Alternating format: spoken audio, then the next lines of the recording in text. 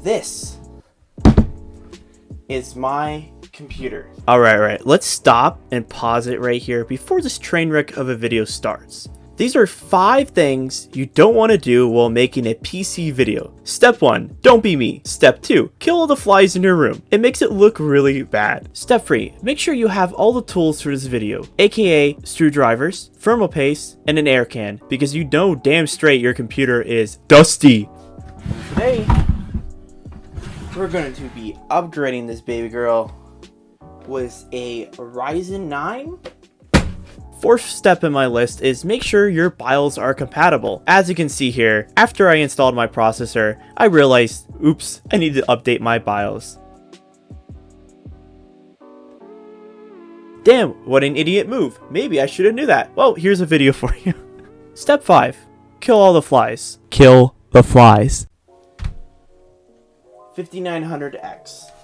Now, what's in this big girl is a RTX 2080, a Ryzen 7 2700X. I bought this, well, I kind of built this computer about 4 years ago, so it needs an upgrade, especially a processor. Step 6. Oh, you thought there was only going to be 5 steps? Well, I lied, I'm sorry. Step 6. Overexposure with light, aka when you use a giant light bar above your desk, it kind of blows out the image. This is a big issue I've noticed with smaller creators. You want to work on your lighting setup or have 2 single opposite angled lights to cover your scene. I didn't do that because I'm a YouTuber. And let's start upgrading her. So of course,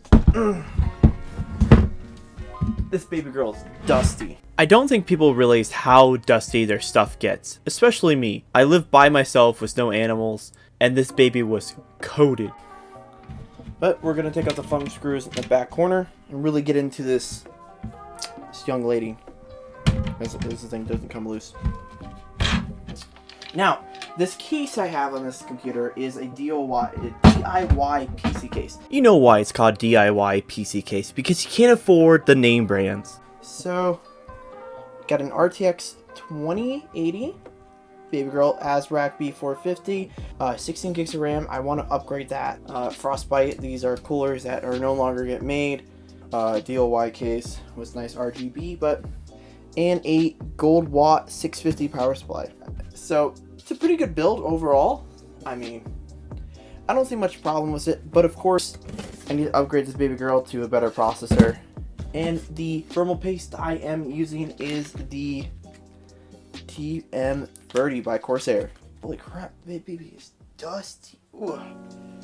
So this is my golden dream. As you can see, this thermal paste has seen better days. Yikes, that's nasty. Make sure while you're using thermal paste in your video or just upgrading your PC in general, please use actual good thermal paste, ones that people recommend or actually are rated for the specs, because when I built this computer, I used some random off-brand thermal paste that I already had lying around. Please do not use random thermal paste. Use actual good brands. Oh, it looks burnt in the corners. So I'm gonna put that off to the side because that's a perfectly good processor. Step 8. Make sure you don't call this ibuprofen alcohol. It's isopropyl alcohol. I can't do this. Use 90% isopropyl alcohol or rubbing alcohol. I mean, they're pretty much the same thing. They evaporate a lot faster in water, so they won't damage electronics over time. This is especially something you want to use to get off the old thermal paste. In my case, the thermal paste I put on was already deteriorating, and I was actually a little worried that it might have damaged my motherboard, but it didn't, so we're lucky.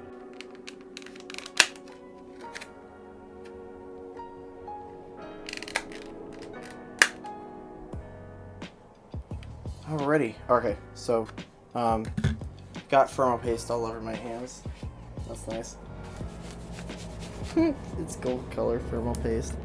I was just making sure I didn't bend the pins because that's what happened to my first CPU.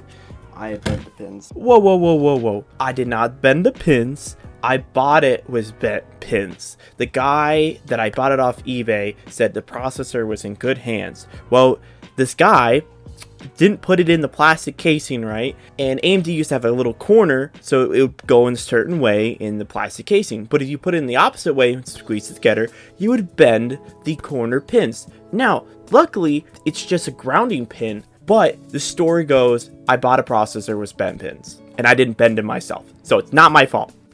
And that would be our Corsair. Again, Corsair TM30.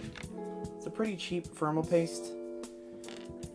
I don't mind it, and the way that I do thermal paste is I put it down at the X. I put it down on the CPU. You can put down thermal paste any way you want it. I just use the X method because I think it works the best for getting the full contact from the CPU cooler to the CPU, because that's the whole thing of thermal paste. It's supposed to help transfer the heat to the CPU cooler. Now, sadly, I did do all this work and then realized that, oops, I forgot to update my BIOS. Installing it. Putting the case back on. Now, the real question is this gonna boot? Okay.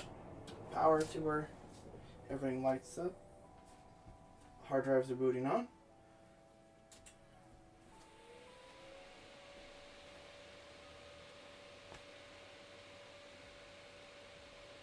Well, that's nice.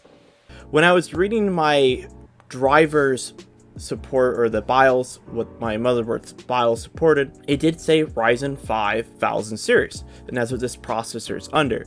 Well, I didn't realize that this processor yet didn't come out to after I bought this motherboard, and it's probably after a long time after this thing was manufactured. So of course I had to update the BIOS. Now in my own mind I was like, oh, I'm all good, I don't need to update them, they're just fine, plug and play. No, I had to update them. I was very annoyed because the funniest thing ever is my friend also upgraded his processor and he has an MSI B450 motherboard. He didn't update the BIOS for his motherboard, so he had to do the same thing as I had to do. So this is a mistake. Please make sure your BIOS are supported with whatever you're updating your processor with. I know this is only an issue mostly with AMD motherboards. Again, make sure your BIOS are updated. Now, if you guys did find this awful video entertaining, please give me a like and a subscribe.